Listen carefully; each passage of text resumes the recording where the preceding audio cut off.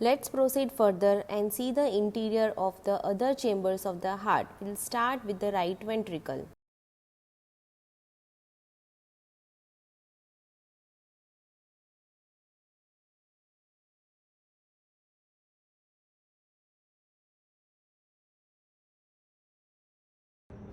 Right ventricle, that is situated below and to the left of the right atrium. Right ventricle, it forms 2/3 part of the costal surface, majority of the inferior border and 1/3 of the inferior surface or diaphragmatic surface. This is right ventricle separated from the left ventricle with the help of this anterior interventricular groove and separated from the right atrium by the right part of the AV groove. So we have opened the anterior wall of the right ventricle and we can divide the interior of the right ventricle into inflowing, this is inflowing rough part which is known as the ventricle proper. This is the outflowing part of the right ventricle which is also known as infundibulum. So the blood from the right ventricle will be ejected from this outflowing part to the pulmonary trunk. Now this inflowing part, or which we call ventricle proper, that is rough. You can see that there are so many muscular ridges. All these are known as trabeculae carni. Right, so the appearance of the ventricle proper or inflowing portion, that is rough because of the presence of this trabeculae carni. In between the inflowing and outflowing tract, here there is one ridge which is known as supraventricular crest. This is a type of trabeculae carni which falls in the category of ridges, and this is the remnant of bulboventricular ridge which separates the inflowing and outflowing part of the right ventricle. The inflowing rough part of the right ventricle that develops from the right half of the primitive ventricular chamber, whereas the outflowing part or the infundibulum of the right ventricle that develops from the mid portion of the bulbus cordis. Now let us see what other features are present. We have seen this orifice. This is the cavity of the right atrium. This is right atrioventricular orifice, or we can also call it tricuspid orifice. This is the annulus. This is known as tricuspid annulus, which is a collagenous ring to which the cusps are attached. You can see that there is presence of 3 cusps, or we can also call them leaflets: anterior, septal and posterior. Right, that is why it is known as tricuspid valve. Anterior leaflet or cusp, septal leaflet or cusp and posterior leaflet or cusp. So first there is tricuspid annulus, that is a ring to which these leaflets are attached. Now looking at the other portion of this cusp, you can see that this thin thread like structure which is attached to the cusp above and to the apex of the papillary muscle below. These are known as chordae tendineae. As I told you that the inflowing portion of the right ventricle, it is rough because of the presence of trabeculae carni. Trabeculae carni can be in 3 forms. It can be either ridges, bridges or papillary muscle. Example of ridge we have seen, which is supraventricular crest present between the inflowing and outflowing tract, remnant of bulboventricular ridge. Another in the category of trabeculae carni are known as bridges. Bridges are what? They are connected at their 2 ends, but they are free in the middle. So there are so many bridges in the human heart, but the one which deserves a special mention is known as the moderator band. This is moderator band, or it is also known as septomarginal trabecula. This prominent structure, this is known as the papillary muscle or pillar. So one end of this septomarginal trabecula is attached to the base of the anterior papillary muscle and the other end is attached to the septal wall. This is right ventricle, this is left ventricle. So here in between there is interventricular septum. So one end of the moderator band is attached to the septal wall, another end is attached to the base of the anterior papillary muscle, and in the middle it is free. This is conveying the right branch of AV bundle. Why it is known as moderator band? Because it is moderating the over distension of the right ventricle. So that is why it is known as a moderator band. It moderates the amount of distension and prevents the over distension of the right ventricle. The third in the category of trabeculae carni are pillars or papillary muscles. In the right ventricle there are three papillary muscles. This is the anterior papillary muscle, which is the largest, and it is attached on the anterior wall, which is cut. Then there is a posterior papillary muscle, which is attached on the inferior surface here, and the third, that is the septal papillary muscle, is attached on the septal wall, which is very small and it is in the form of nipples.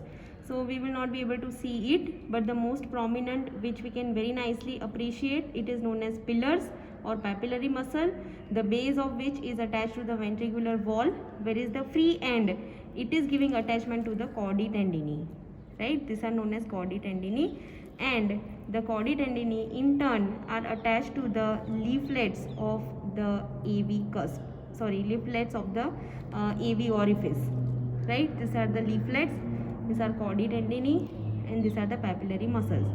The papillary muscles along with the chordae tendineae that helps in perfect closure of these leaflets during systole by approximation of the rough surfaces or the atrial surfaces of the leaflets. So this complex is very important to prevent regurgitation of blood during systole from right ventricle to the right atrium. Let us go into some details of the tricuspid valve complex. As we have already seen, the tricuspid valve complex consists of annulus, that is the tricuspid annulus, the leaflets or the cusps, and the chordae tendineae. So this is the open tricuspid valve complex, right? We have seen the opening of the right atrioventricular orifice from the right atrium, and we have also seen these parts in the interior of the right ventricle. But we are going to understand some of the facts of the tricuspid valve in this figure, right? So imagine that this was one opening and we have opened, this is an opening, like this it was the opening, and now we have opened it, right? So it is in the form of this ring to get a better understanding. So the first component is the annulus. So this is the tricuspid annulus, which is a collagenous ring to which the leaflets are attached, right? The next component is the cusps or the leaflets. So these are the leaflets or the cusps. It is a tricuspid valve complex, so there are three leaflets. This is the posterior leaflet, septal leaflet, and anterior leaflet. Anterior leaflet is the largest one and septal leaflet is the smallest one. Each leaflet is formed by the reduplication of the endocardium, right? The reduplication of the endocardium, it forms the leaflets, which they are attached to the tricuspid annulus. Now we can divide these leaflets into three zones, right? Three zones. This is the basal zone, clear zone, and this is the rough zone. This is important because based on this we are going to classify the chordae tendineae. So the cusps can be divided. See, understand that this will be the ventricular surface and this will be the atrial surface, right? Because this is the opening of the cusp, these are the chordae and these are the papillary muscles. So this will be the ventricular surface and above there will be atrium. So this is the basal zone, clear zone and rough zone. The third component of the tricuspid valve complex is chordae tendineae. The chordae tendineae, they are the endothelial covered collagenous threads and they consist of two varieties, right? There is a false variety and a true variety of chordae tendineae. The false variety, they extend irregularly. They extend irregularly connecting the walls and they do not deserve any special importance. But the true chordae, they are very important, and whom will we call true chordae? The true chordae, they are connected from the apical third of the papillary muscles, right? The one end of the chordae will be attached to the apical third of the papillary muscles to the free margins and ventricular surface of the leaflets, right? This type of chordae we will call the true chordae. Now there are some varieties of the chordae, means the chordae can be classified according to their attachments to the leaflets, right? There can be commissural chordae, deep chordae, rough zone chordae, free chordae, cleft chordae and basal chordae. Now if you see, between this is one cusp and this is the another cusp, between the cusp, this junction, this deep indentation is known as a commissure. This deep indentation is known as a commissure, and this shallow indentation within a single leaflet, these are known as a cleft. So this is commissure between two leaflets, and within a leaflet these are known as the cleft, right? These are important to classify the chordae. Let's see the types of the true chordae. See, the chordae which is attached from the apical third of the papillary muscle to the commissure, that is the deep indentation between the two leaflets. So this chordae will be named as commissural chordae. The chordae which will be attached to the cleft, they are known as the cleft chordae, right? Both this chordae, they are fan shaped. Then next is free chordae. The free chordae are attached to the margins of the valve by dividing into branches. They divide into branches and they are attached to the free margins of the valve. The rough zone chordae, you can see that this is the rough zone chordae. The rough zone chordae, they present usually 3 strands. One is attached to the free margin of the cusp, second is attached to the junction of the rough and the clear zone, and the third is attached in between these two. So this is the rough zone chordae. Deep chordae, that extends directly inside, deep to the free margin, and they are attached directly to the junction of the rough and the clear zone. This chordae we will call as deep chordae. And last is the basal chordae. The basal chordae extends from the ventricular wall. They extend from the ventricular wall and they extend it to the basal zone of the leaflet. So they are known as the basal chordae, right? See, all these chordae, they are very, very important. All are known as true chordae.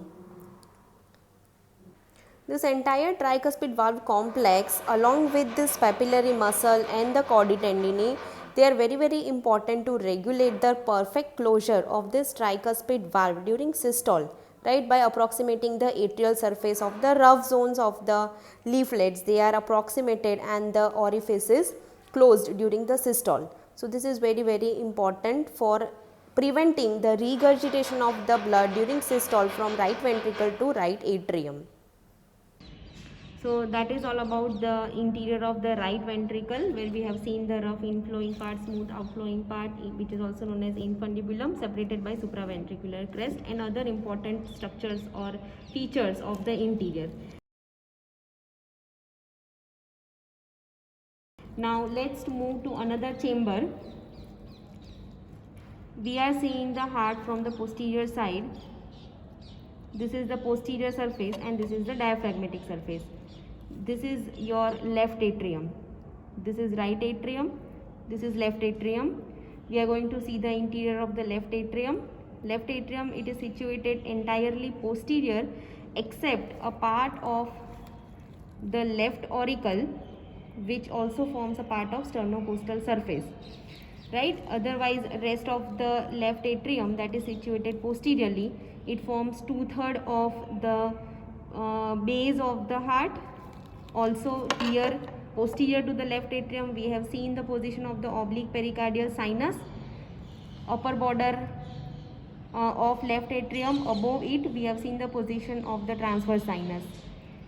Now left atrium, that is receiving the opening of the 4 pulmonary veins, right? 4 pulmonary veins. So we are opening the left atrium from the upper border and reflecting it down. You can see that majority of the left atrium, it is smooth. The musculopectinae which we have seen in the right atrium, in the left atrium it is present only inside the auricle. If you see here inside, musculopectinae, they are present only in the left auricle. Otherwise most of the cavity of the left atrium is smooth. The posterior part of the left atrium, that is developed by the absorption of these pulmonary veins, and the anterior part, that is forming from the left half of the primitive atrial chamber. This again is the interatrial septum, right? We have seen the interatrial septum from the right side. So this is the right side of interatrial septum, and this will be the left side of the interatrial septum. The orifice which you see here, that is the left AV orifice, or we can also call it mitral orifice, right? So this is the left side of the interatrial septum. From the right side we have seen the fossa ovalis here. Similar to fossa ovalis, on the left side this is fossa lunata, corresponding to fossa ovalis which is present on the right side. On the left side, that is fossa lunata.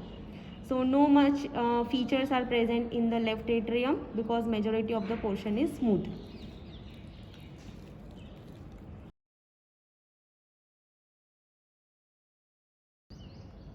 The features of the right and left ventricle are more or less similar except some differences. So this is the anterior interventricular groove, right? So this is the left ventricle which forms the apex, 1/3 part of the sternocostal surface, left surface, as well as the inferior surface. Now if we open the cavity of the left ventricle, note the thickness of the ventricular wall. See, this is the thickness of the ventricular wall, which is 3 times as compared to that of the thickness of the right ventricle. Here also there is inflowing part and outflowing part. Inflowing part, that is coming from the left atrium via the left AV orifice. So if I put this probe here, you can see that it is coming out from the left atrium through the mitral valve. This is the inflowing part, which is again rough because of the presence of trabeculae carni, whereas this is the outflowing part, outflowing smooth portion from which my forceps is going. This is the outflowing smooth portion, also known as the infundibulum. In the right ventricle we have seen 3 papillary muscles, whereas in the left ventricle there are 2 papillary muscles. This is anterior papillary muscle and this is posterior papillary muscle. You can see the attachment of the chordae tendineae here also. And another difference between the 2 ventricles, when we take a cross section, the cavity of the left ventricle, that is circular, whereas the cavity of the right ventricle will be semicircular. Otherwise the internal features of both are the same. Just like we have seen the tricuspid valve complex, this figure is showing the mitral valve complex, where we can see the mitral annulus and the 2 leaflets of the mitral valve, that is the anterior leaflet and the posterior leaflet. Also here we can see the papillary muscles and the chordae, right? The structure is similar to that of the interior of the right ventricle.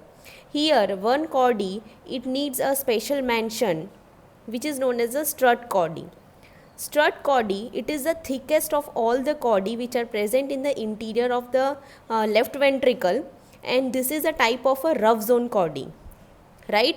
So a type of a rough zone chordae which is thickest, even though we are not able to see here that it is the thickest of all the chordae, but this strut chordae, it is the thickest of all the chordae which are present in the interior of the left ventricle, and it is attached at the junction of the clear zone and the rough zone. Also when it is attached here, it is in the form of a broad aponeurosis. the insertion is also in the form of a broad aponeurosis. So this type of a chordae is seen in the interior of the left ventricle is known as a strut chordae. So that completes the interior of the heart with all the four measures where we have seen the interior. Next video will be on the arterial supply and venous drainage of the heart. Thank you.